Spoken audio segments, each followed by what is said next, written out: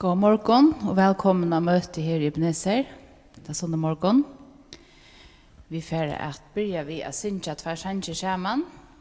Vi synka ur nytt sång på Guds folks. Och den första sangen nummer 126. Nummer 126. God sendte sonsun Herren Jesus.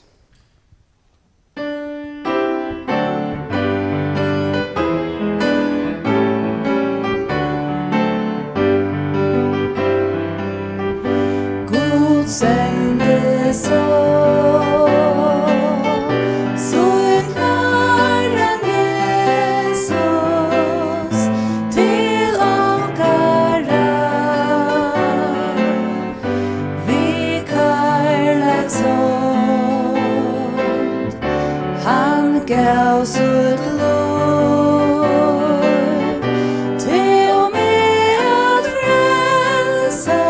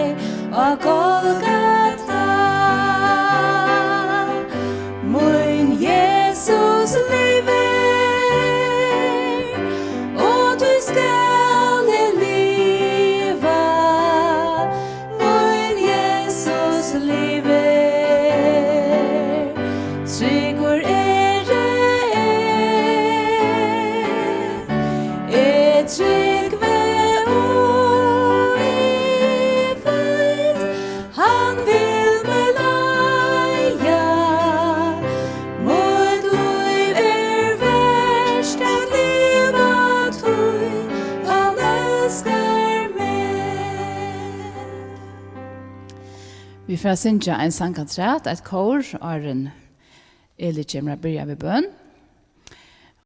For hjertelig velkommen, hvis dere kom til, så igjen vi börja og hette nettvarspeie med morgenmøte i Ebenezer.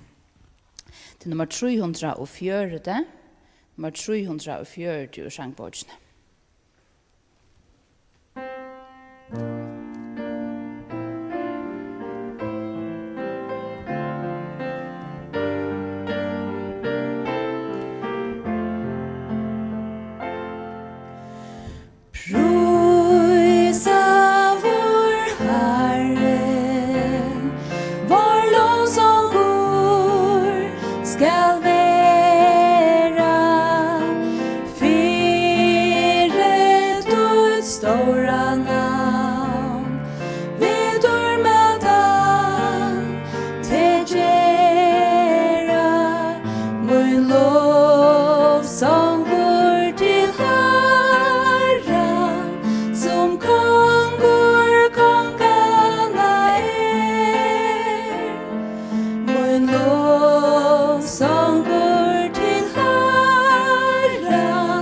Som kongur, kongarna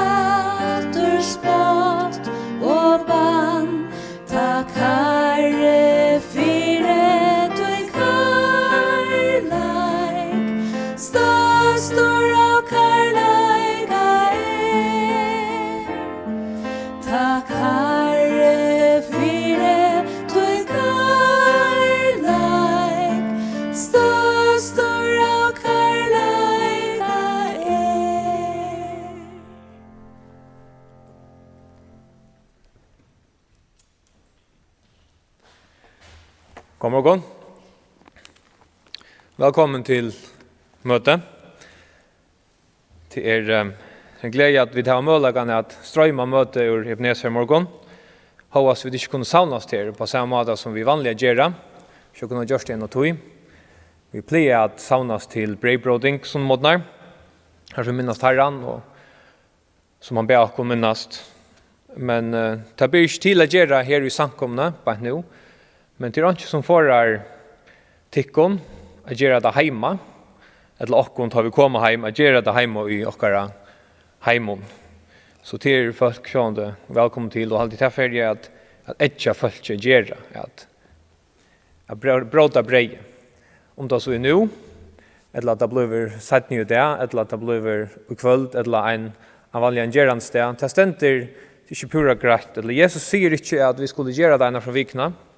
Han säger bara så ofta som du gör det till. Och vi såg att det första tryckvan till gör det ena från vikna och det är så vi tar. Han tror vi att tiga upp här i samkom.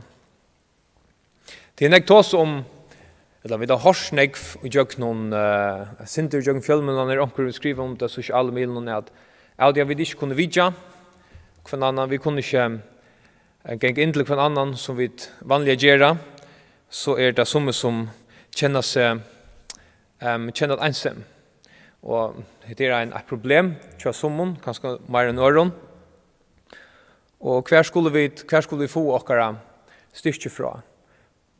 Salmer 8 lyser en man i første versen i Salmer 8 lyser en man som sæler. Det har vært sagt at sæler er tamever som ikke ganger rai henne godlesra ikke stender av vei synder og ikke sider her spottar sida men så sier han kvad det som gjør han sælan til dette men hever gleis hun i lov herrans og gruntar av lov hansara bei nått det er nått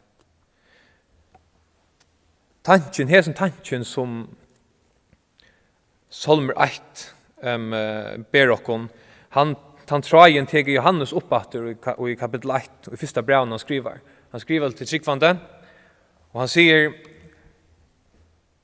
og i vers 3 har han beskriver kvad brev i rom første Johannes brev 8 og vers 3 skriver han såleis det som vi tar å se det er også om han og det som hadde se Jesus. Det som vi tar å se og hørst, kun kjører vi tikkum vi, så eisen tikkum jeg samfla vi okkom. Og samfla okkara er vi feiren og vi sånne hansara Jesus Kristus. Så kommer han til det her verset, hetta skriva vi tikkum. De kunne ikke suttja Jesus. Vi kunne ikke suttja Jesus og samhold som Johannes. Men ta vi kunne lesa det som egna vittne har skrivit oss. Så det är ganska eisende et høve tja okkon som i meira ikke skulle ut kvars kvöld. Vi er ganska meira i fri enn vi vanlig det. At teka tog til at hitja hva at Herren er åpenbæra okkon i årsøyne. Det er en etkjent til okkon. Og en trost. La oss be. Herre, vi tackar dig för ditt år. Vi tackar dig för att du giver oss ditt år. Herre, be att du måste signa med så lötna morgon och vi ber Herre att den bådskapen som vi är borren i Jögn Sank och Jögn Tal i Herre och att han må vara till uppbygging, han må vara till signing. Herre, om han vara till frälse. Herre, signa till okkara landstyrre, okkara løkting, dem som rojes landet, og vi ber at du måste gjøre dem om skynsømme og vursdom til at styre okken vel og gjøknes og greppene. Vi tackar deg for Herre, at hos kveld, selv om vi ikke vet hva ligger for framman, så kunne vi alltid lytte av til som du har lovet her. Takk for det, den store nøy. Amen. Nu får Johanna synja en sang for oss. Ja. Jeg får synja en salm som heter «Mer halta herrans hendur». Han er nummer 820 i sangbåtsene. Og det var en norske prestor som Erling Tobiasen, som skriver igjen i 1932 til Verfærsjøen, stått av Arnan Døye. Och det var välfärden till honom som säger i årene att han var tryggur i Herrans håndton. Han säger mer halta Herrans center och det var det som inspirerar Erling till att skriva hända salmen. Och han bor från en helt särlig kvilo som vi har, vi som trycker Herran. En kvilo tja honom och vi honom. Och i ötlån lustens vidskiften. Bäg tar det gånger väl och tar det gånger mindre väl. Årene som i salmen till sig att det är så grejt så är det bara att 4 örene och i salmen att tala för sig. Tøyingene er Jakob Olsen og av cellospel Jens Christian Godsen og av flygelsite Finner Marstein.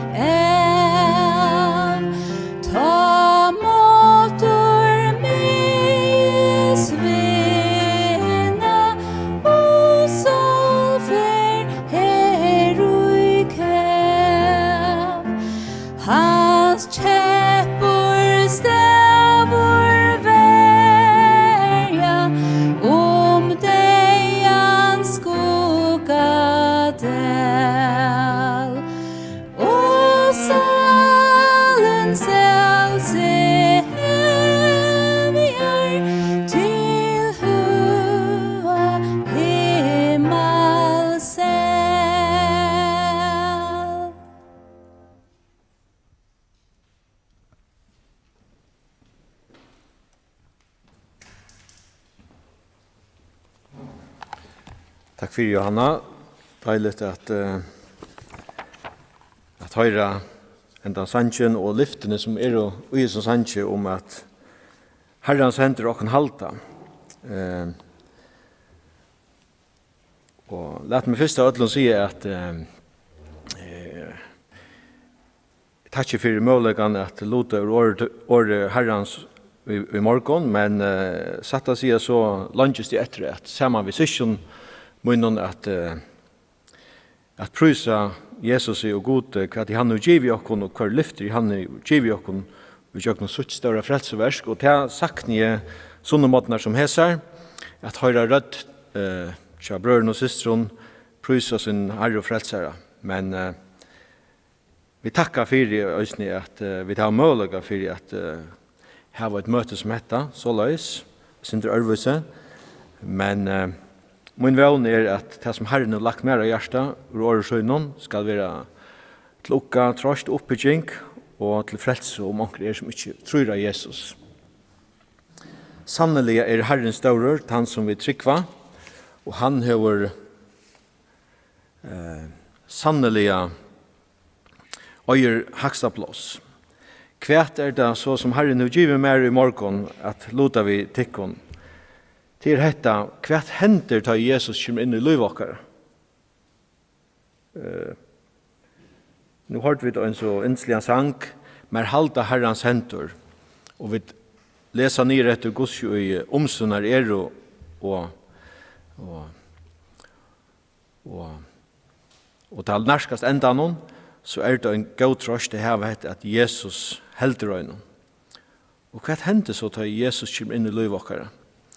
David sier såleis i Salm 32 og i øren verset at sæler han med vår og i Herren ikke tilråkner misgjør. Og i Jesu døven så har vi ofta hørt tøyendafunter, og et som jeg har blitt mest i hette til Løkmar og sagt disse år, at det er en tøy er en korona, det er en tøy vi korona, og det er en tøy 18 korona. Det er kanskje for at vise styrken i Jesu at det er en brøyting, og vi som trykker Jesus Kristus, vi kunne sannelig si hette at det er en tøy utan Kristus, og det er en tøy vi Kristus. Ikke det samme, og i løyvi okkara, ta i hendan brøydingen, hender i løyvi okkara. Jeg husker ikke om korona, men jeg husker om Kristus. At da Kristus kommer inn, ta brøydest alt. Oansett hvor støv okkara og hvor status vi hava og i samfunnet, og hver vi stødd i løyvi okkara, så vi alle samme båt. Om to kanskje en forsette, en konger, eller et landastråk, ja, kanskje bare en mielhampa med som ångte vi sagt i landet, så vi alle samme båt. Jeg vil ha at slå opp av Kolossebrevet. Kolossebrevet kapittel 8. Og jeg leser vers 21. Her skriver Paulus såleis til de som i Kolosse, «Øysene tikkon som øynafør var gjørt, honom fremmand og var futsindar av sinnaleie, ui hinnon øndu versko. Øysene tikkon som øynafør var gjørt, honom fremmand og var futsindar av sinnaleie, ui hinnon øndu versko.» Og så for vi i samme brevet da Paulus skriver framhaldande, så sier han hetta i vers 13 og i øren kapitlet. «Øysene tikkon som var deg og i syndontikkara og omskorna standetikkara, holdt no. Øysene tikkon som deg var og i syndontikkara og omskorna standetikkara, holdt no. Her skriver Paulus til en samkommo i Kolosse. Hese folk som bor i Kolosse har vært akkurat som her av kletton, vært imisk, og det har vært hø som la, ung som gammel, samla og hese samkommo. Men Paulus gir onkan onkan skillna i middelen de som var samla i Kolosse. Hetta brevet skriver til alla samkomne i Kolosse, og öll i samkomne fevnt av hese.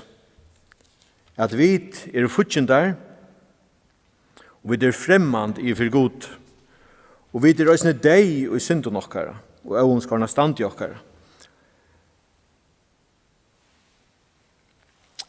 Og i Galatia-brevnen skriver Paulus om en tralldom. Paulus, akkurat som han skriver som til Kolosser, så skriver han et brev til de som er i Galatia, de som tryggvann. Her sier han til de som er i Galatia, at tid trelau under godnum som av nottur og ikke godar vi trelau. Og det det som vi øysene, de i Kolosser, vi Herakleton, vi trelau under godnum, selv om disse godar ikke våre godar. Vi i Hebreerbrevet leser av et øysene om at de var trealer tog at de var ikke fri, de var av rassle i verdeiene, alle luftsøysene. Vi mennesker er trealer, og i øtta i verdeiene, etla i for godene som ikke godar er. Men, ta i Paulus og skriver til hese i Kolosse, jeg halte fast i første og øren kapittel i Kolossebrevnen, ta lesa av om dette at det er en blåmande samkomme her. Paulus sier vidt deg at de har trygg av Jesus Kristus, vi har hørt om disse trunna, vi har hørt om kærlegan som de har til ødelen i høylov, og vi takka og bia for tikkum. Og hette det som er etkjenne ødel, ikke bare til i Kolosse, men også i okkon, en trygg og en kærleik. Ødel de som tryggvann de er, de som har festen av trygg av Jesus Kristus, og jeg har hette etkjenne. En trygg som er råden til et evig løyve, og det tog at de i Kolosse kunne få en av vittnesbordene om at de er rådfest og i trunne. Og det er det som gjør støvefeste, og det tog jeg Paulus 17 i kapitlen eller i brevnen rosadøymene av at det er så godt skilt av dem til den tryggven av Jesus Kristus som er råden til det evige løyve. Men det er også en kærløygen som ikke bare hender råden, men det er en avvokster av seg blom som folk suttjer rundt om. Men tryggven er råden til hender kærløyga. Så at til sin kærløygen, han er ikke bare til deg selv, nei, til ødelen i høylov, sier Paulus. Vi har hørt om kærløygen og i tid her til ødelen i høylov.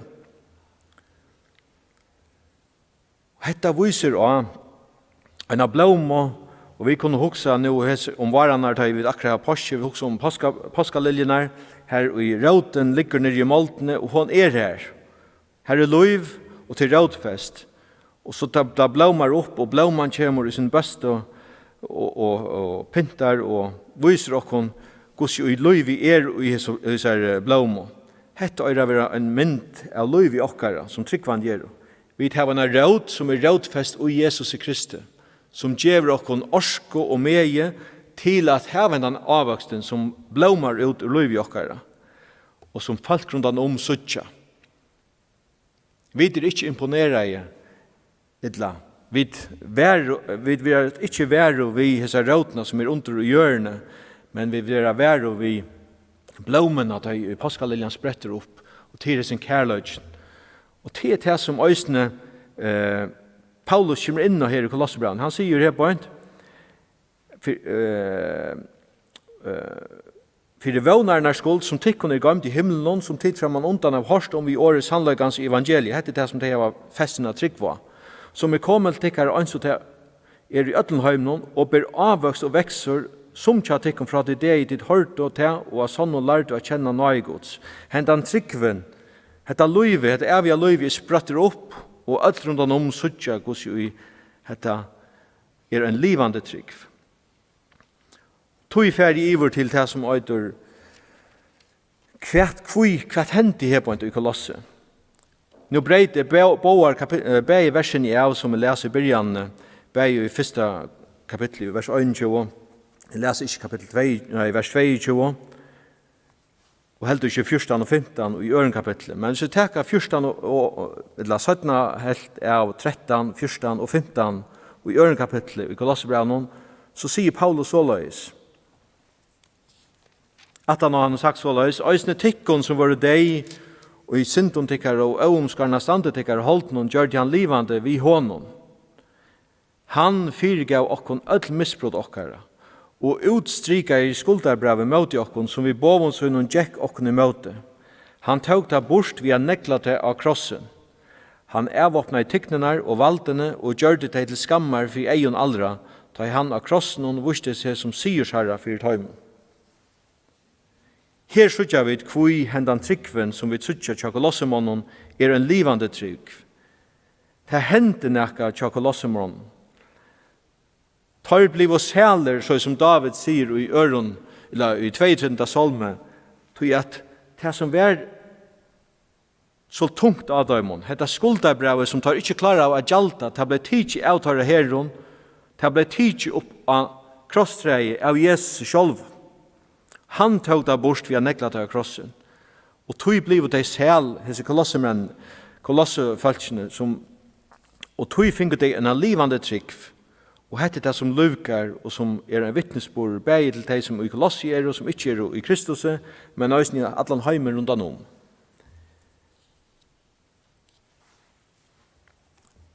Nå har vi hod til å fære til et brev som ein kapittel i Nødja Testamentet. Og i Kolosse var det, som vi sier, og vi var negv imisk folk. Her har vi høye menn, leie menn, av øtlån sløvån. Men vi leser at i Kolosse var det med ord som Filemon. Og hesen Filemon har vi jo finnet av til at han en pastor av samkomne i Kolosse. Hetta brevet tja Paulus som skrivet til samkomne i Kolosse. Paulus har sendt brøv rundt, og vi leser oss til at brøvene ferden rundt mittlen samkomne i Kolosse og Galatia, alle stedene her som samkomne har vært. Men i Bibelen, og til det som også gjør Guds, skriver jeg, og så fantastisk, også et brev som Paulus skriver til Filemon, som et brev som vi ikke kan synte fra henne brøvene, tror at dette brevet et personligt brev til Filemon selv. Og i stutten kan jeg si, jeg vet for ikke å lese Filemon brevet som så, men i stutten kan jeg si at det som Filemon har haft et hus, han har også vært velhavende, og i Kolosse, til jeg vil lese om at samkomman samlas i hus i hans herre. Og her viser oss imisk folk som kommer sammen ved Appio og Arkippos, og Paulus halser her som folk noen, da han skriver dette brevet til Filemon. Men ut fra brevet til Filemon leser vi at øyne heter at det hent nækka. Tja Filemon. Filemon har haft en træl som heter Onesimus. I Paulus skriver disse brøvene, begge til Kolosse og andre brøv, men også til Filemon tar han statter i Rom. Og han fengt i Rom. Vi vet ikke om han sitter i en cello, eller om han sitter i værhalde, som kanskje onkel folk i fargen sitter i kjallbåten setterhalde, sitter i en hus for seg kjallvann, det vet vi ikke, men vi vet at han fengt i Rom. Og nå skriver Paulus til henne Filemon og sier at hessen træleren som Filemon har haft, som Onesimus, han rymter fra Filemon og i Kolosse. Og vi sier ikke bøgnløys, men det kunne tøyte på at han øysene for å kunne løybjerge seg, eller kunne hjelpe seg og i seg flytjene, har tid kanskje akkur fra Filemon, så som Paulus øysene skriver til Filemon. Men medan Paulus har vært i Rom, så det sånn Onesimus kommet til Rom. Vi får ikke akkurat å vite hvordan i løyen til Onesimus til flytja i trellen kommet til Paulus. Han har kanskje hoksa for seg selv at må flytja fra ur Kolosse, alt kjenner meg i Kolosse, de vet at det i åknen kjøs som Filemon, flytja til en større by. Her kan være fjalter og i fjaltene. Her ønsken kan sige hver jeg skal være. Så at han har kanskje drømt om et fralst liv. Hvordan er det kvært om han har hørt i husen til Filemon om det store brøyting som over hent i livet til Filemon. Filemon har øyne for akkurat som og som to, liv og et liv utan Jesus Kristus. Her han har vært fortjende, og han har vært fremmandor, Men og gjør noen verser som Paulus har haft, og til over i Efesos, ja, Paulus har ikke vært i Kolosse, leser vi, ta hessen Filemon kommet til trygg. Det kan huksas at hessen Onesimus har hørt om henne Paulus som prætikar Jesus Kristus, og i husen ikke herresønne. Vi vet ikke, nå hukser jeg mer enn det som skriver stendt. Men oansett kvært, så leser vi til at hessen Onesimus kommet uttale vi Paulus og en eller annen hatt. Om han har håpet på at hessen Paulus kan hjelpe seg eller kvært, det vet vi ikke. Men alt vidar vi ut fra brøv om Paulus her og fra apostlasøvne, at Paulus har alt for eia. Hver han så var stadt, det var å prætika Jesus Kristus. Sjalt og i han var i lunsjon i Rom, så har det sikkert vært en avbjørning, og det kan skal være vakter med år. Jeg vet jo at som Paulus har haft Kristus fremst i hoa til øyne hver tog. Og så leser det også vært at han har møttes og Onesimus i trælen som flyttjauer Kolosse fra Filemon. Og det fantastiske som henter her på en er at Onesimus i sin træleren ble frelst. Vi leser til at tog kanskje han just tog var skilter fra til lytla stund for at du skulle få en atter til evige åken. Skriver Paulus i en vers til Filemon.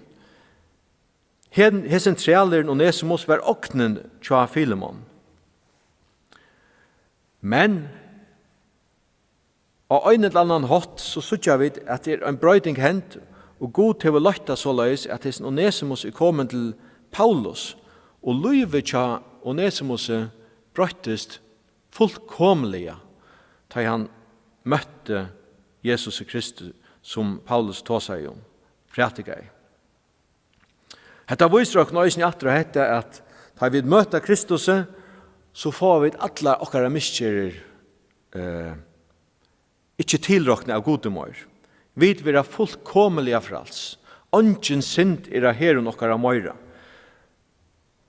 Onesimus hever, jeg vet ikke hver skøren han har gjort, han har møtt Paulus, men han har også haft skuldarkjenslo. Han har kanskje stjålet. Han har haft det ikke godt. Men som ikke øyne kvarjon, som god til å lagt evene inn i hverst anstakt hjerte, øyne ikke ter, og ikke mer. Og vi har en fætene av at vi standa i skuld i for en høylev og god, og ta sier år Guds øyne. Øtle har vi synda, og ta imot fattast dårgods. Vi fattast øtle dårgods, og det er store syndabiren som hesten Onesimus øyne og båret da han kom til Paulus, men som litt av hans her. Men som der har pratet sammen, og i vi sjøy at Paulus har vurst Onesimus og alt det som Jesus har gjort, og til lyfter og vid øya som kommet til trygg av Jesus Kristus, vi som bliven bøten Guds, alt det gaua som vi da finner nå til Onesimus og festen av trygg av Jesus Kristus, til å frøtt Onesimus av hjertet. Men som til okkon, og til øtlån som kommer til Jesus Kristus, så det ikke så at alt skal være kvitte. Har vi gjort okkur gale, så øya vi at gjøre oppe til her i løyven. Og det det som Onesimus og Paulus nok kommet til sattes om. Onesimus har nok gjort det i for Paulus at han flyttjauer fra som Filemon, og han har forbrått seg i en eller annen hatt, kanskje tidlig omkring pening eller et eller annet fra hessen her. Paulus så kommet til sattes ved Filemon at nå sender vi til atter til Herratøyen. Så at du først gjørst det i bøter til som men du høylaver og røyner og i blåe Kristus her. Du en brauer til at Paulus sier til Filemon hvordan han skal takke møter hessen Onesimus, så sier han dette at nå skal du takke møter honom ikke som tre langer, men som elsker en brauer.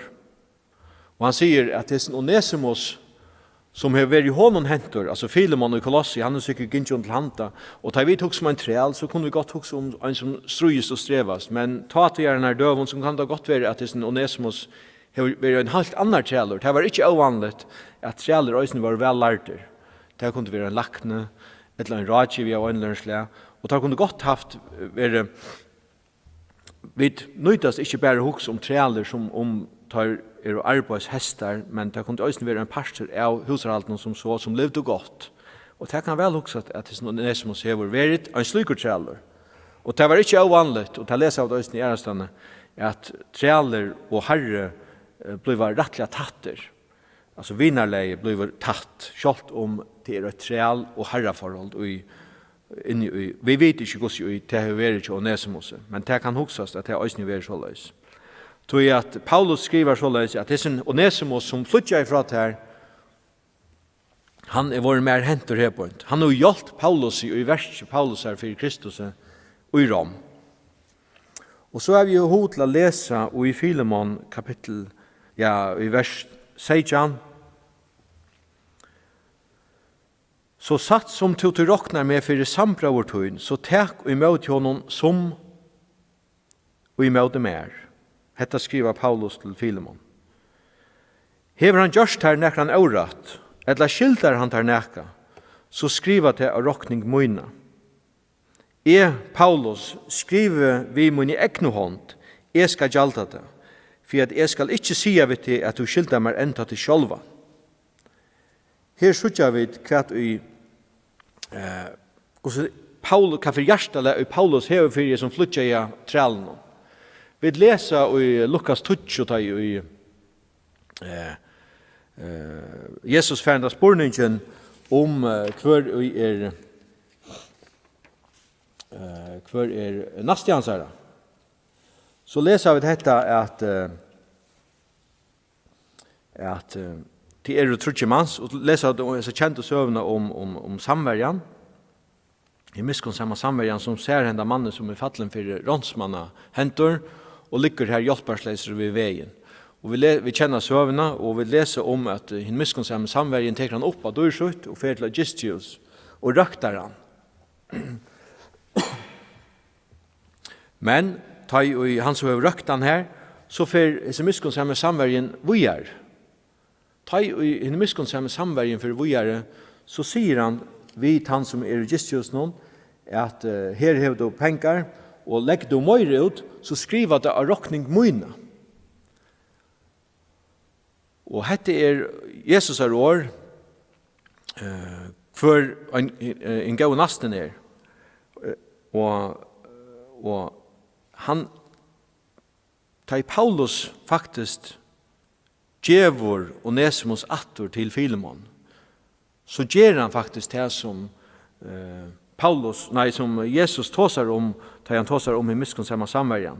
Da han sier såleis, hever han gjørst her nekran aurat, eller skiltar han der nekka, så skriva til av råkning møyna. I miskunnsamma samverjan sier det øysne og han ber til Agistius om at røtkjenda mannen fyrir seg, og skulle det lagt møyre ut, så skriva det på meg. Og det ser man sier Paulus her. Nå sendte der enda Onesimus attor, og det nekka som er møyr, så skriva det av møyna råkning. Hetta her, og jeg husker hvordan størst inntrykk hette å give av Filemon og imendje meg. Det Paulus kunne godt ha give Filemon hette han ordran. Det Paulus sier en autoritet. Det leser av det også langer nere her han sier, for at jeg ikke skal si at du skilter enda til sjølvan. Kunne tøyte på at Filemon, etter som jeg har sagt, er kommet trygg av Jesus Kristus og gjøkne verset til Paulus i sjølvan. Grunden til jeg begynner i morgen vi Kolossebrevnen 8 og 2 er til at vi vil lese i Kolossebrevnen kapittel 4 årene til Paulus som sier at Tychicus sendte til deg. Vi er som brevene, Kolossebrevnen. Da skriver han ikke bare Tychicus sendte jeg sendte øysen i Onesimus. Det vil si at Tychicus og Onesimus er kommet ur Rom fra Paulus i sjølven. Og vi har noen håndskriva om brevet. Vi vet ikke om Paulus skriver alt Filemon brevet vi synner ekne hånd. Vi leser i Ørenbrøven at han har haft noen annan som er virkelig brent for seg. Men tar vi koma her nye til vers 19, så sier han her, Paulus skriver vi mine ekne hånd, jeg skal gjalda det. Fyrir at jeg skal ikke sia vitt det. Jeg skildrer dem ikke enda til sjálva. Jeg skriver, hetta brevet der komner vi. Kolossebrevet, som Tychicus og bor øviv. Men saman vi Tychicus, som en samverska med av Paulus, centraleren som flutja ur Kolosse kommen. Attor til Herrasøyn. Vi noen brevet fra Paulus i sjálvun, gamla Paulus som han sier. Og hvert inntrykk hever det gjørst, og hendan Filemon tar der kommer inn i Kolosse, benk på dittner til samkomna i Kolosse, inn i huset tja Filemon, her i sin flutja i trealer nu stendur. Og hette det som øysen nekka, som jeg har vi hod til å tekka fram, og i morgon, og i løyvi okkara saman vi Kristus. Det har hendt i en radikal brøyding da Jesus Kristus kom inn i løyvi okkara. Vi blev bøttengods. Et bøttengods, vi lyftum fra honom. Men vi øysene kommet inn i en tilgang her vi skulle virka og live etter vilja gods. At vi lukka verskansar herra gjør. Hette det som Filemon og i en helt dimensjon fikk høve til nu tar han fær hese mennar inna godt vi hese braun. Og ta i han så sier hese versene at har vi et Kolossebrev her han leser opp for alla samkomna. Og vi løser det opp her og han sier dette. Øysne tikkon som deg, som var deg, og i synden tikkar og omskorna stande tikkar holdt noen gjør han livande vid honom. Han fyrgav okon öll misbrott okkara og utstrika i skulderbrevet mot jokkon, som vi bovon så innan Jack okon i møte. Han tog det bort via neglade av krossen. Hette Paulus år fra gode til samkomna i Kolosse, her han sier at alltid Filemon øyst innroknaur, to hu finnje tutt skulderbrev, utstryk til nelt av krossen av Jesus Krist. Jesus avåpnet tikkner og valden og gjør det til skammar for egen aldra ta i han av krossen og vurste seg som sier seg av fyrtøym. Og til å prysa gode for disse årene som han finner, eller til å finne fra Paulus. Så Paulus har brev til Filemon, et personlige brev kommet. Og så har Filemon lyst hett. Og han ser henne mannen som han kanskje vil hilde være bakborst. Han svitjan, han rymter. Hvor han? Kjemer han her godt som så leser han i eimo årene om at hessen flutja i træleren, han vunnen av Kristus. Og så sier Paulus detta, vi hans eknoskrift, så satt som tog råkna med som sambrørdhøyen, så teker mot honom og nesemosse, som måtte mer. Hever han gjørst der nekker han året, eller skildar han der nekker, så skriver det av møyna råkning. Paulus skriver på min eknohånd. Han lykkes som sier, hetta skriver jeg selv. Og da jeg snakker om skuldarbrev i Kolossebrev, ta seg han om et løkkfrøyslet brev, her i øynene for brottelse, så ble det skrivet vi hånd, keirografen, vi hånd, kvært og hessen lovbrådaren hei for brottet, hver jeg lov han hei brottet, og hva for strafferen var. Hetta skuldarbrevet som han skulle rinta for, hessen lovbrådaren, det var utstryk, öll vit hava hetta skuldarbrevet hengande om han i rock. Men vi har öll finnst at stryka ut av Jesus Kristus det honker av krossen. Samstundes to Filemon, to farstendan trælen atter, to øyerhendan træl. Han har forbrått seg med det der.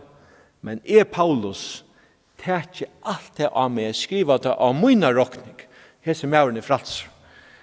Hette det som avbjørningen og lov i okkara, øyne sammen med Jesus Krist. Og i det, vi takkar for dette fantastiske frelsevers som god til å give okkara og gjøkne Jesus Kristus, ta i hand og av krossen, ta i hand tog okkara skuldarbrev, og vi som var fremmande og futjender, at vi kommet nær, vi blå i Kristus. Så det en veik mynd, øyne, av at Onesimus en mynd, vi øll i øynlanda grad Onesimus Vi stand i skuld. Men vi tar finnje øyn som sier, skriva det av mine råkning. Så Paulus en veik mynd av Jesus Kristi her som fører noen. Vi har finnje okkara skuldabrev rinte av Jesus Kristi, og tog kunne vi komme til god rattvistgjørt, rønsa, alt okkara skuld i gold. Og det er fantastisk også vi Bibelen. Bibelen viser oss åpenbering Guds til oss mennesker. Og et tryggvande løyve, sammen vi Jesus Kristi, ikke bare store læresetninger. Jo, det store lyfter og ting, men det øysene til lytla verset som øyre at få okna brøyt okkara daglige. Hetta var avbjørnsen. Hugsa det kom til, hesen Filemon og Finche. Hetta fantastiske utsøkna som vi leser om i Kolossbrevnen, tja Paulus om at skuldarbrevet tjåner uttrykk. Samstundes, for han øysene brev, sammen vi Onesimus om hvordan han kan fyrirgjeva. Og i hesare fyrirgjevingene ser han hvordan størst dette verset er. Han sjálfur og Finche av Jesus sjálf. Jeg skal be. Himmel kjære, vi takkar der for i året. Vi takkar der for at du har vust og så større nøye at vi som futsjendar træler under godon som ikke godar at vi som var i omskorna stand til okkara vi kommet nær og i jøknen Jesus er blå. Alt dette møvlet til at Jesus Kristus kom nyer her av folk, levde et syndafrutt liv og vær okkara vær bøt for okkara synd. Takk for det. Tog kunne vi i morgen takka der for at du en høyla av god hever vunnet okkon og videre bøttun og vi kunne komme vi dirve framfor nøye hasete rønt seg i blå Kristus her. Takk for det. Og ens Onesimus som træler han har finnet alle sine skuld skriva i opp tja i noen øren som var før for jeg rinte her disse rokningene.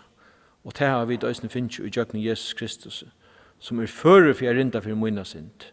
Takk for det. Og i meg sjalvån ikke før for jeg rinte for munna sint. Signa til noe dagen til okkon og vi letja land okkar og tunner henter. Vi bya en særlig hatt for landstyrre, løktinge, bøyreie og øtlån som hava troblar avgjør at takk Jesu døvån. Vi byr om at du i røye tøynån skal løya deg, og så at jeg takkar rattar avgjør. Vi takkar der for tøyne større lyfter, og takkar der også for som vi hørte sannsjen, men halta herrans endur. Takk for et. I Jesu navn, amen.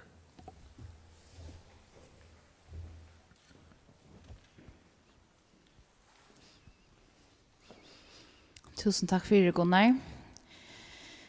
Godt å høre det etter. Jeg pura samt vi Gunnar at sakne jeg selden fotler sånne måtene. Sakne fjellasangjen og talene, men det er ikke til, så dette eisen godt. Vi får at enda vi synja sangjen nummer 291, sangjen til Andrew Berghammer. Vi prysa til God som skapte. Om 20 minutter så får sundagsskolen börja. Så de kunne samla bøttene hvis ikke langt å sitte klar. Men åren så får vi lukka sinnkjentene i sjansen. Vi prysa til God som skapte.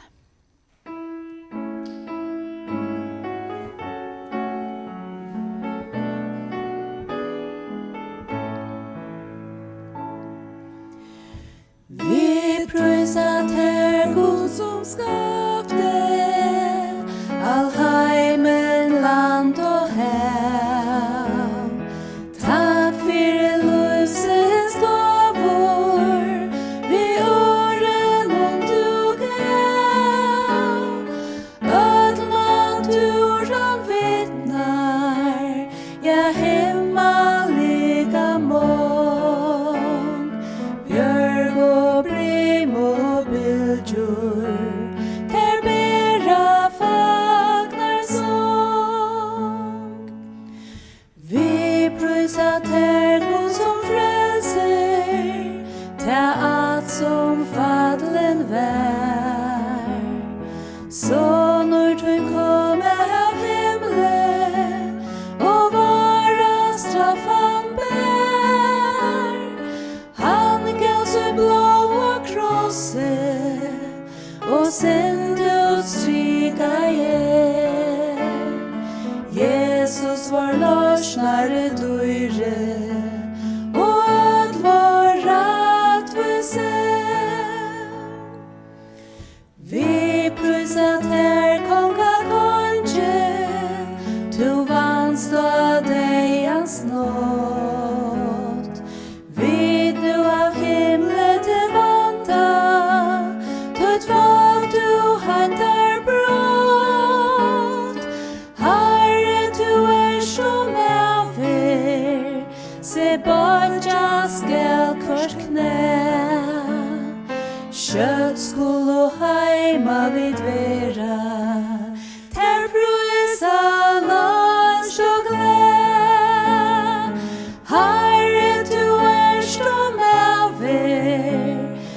Bøtja skal kvars knæ, kjøtt skuld og heima vid vera, ter bruisa last og gled, ter bruisa last og gled.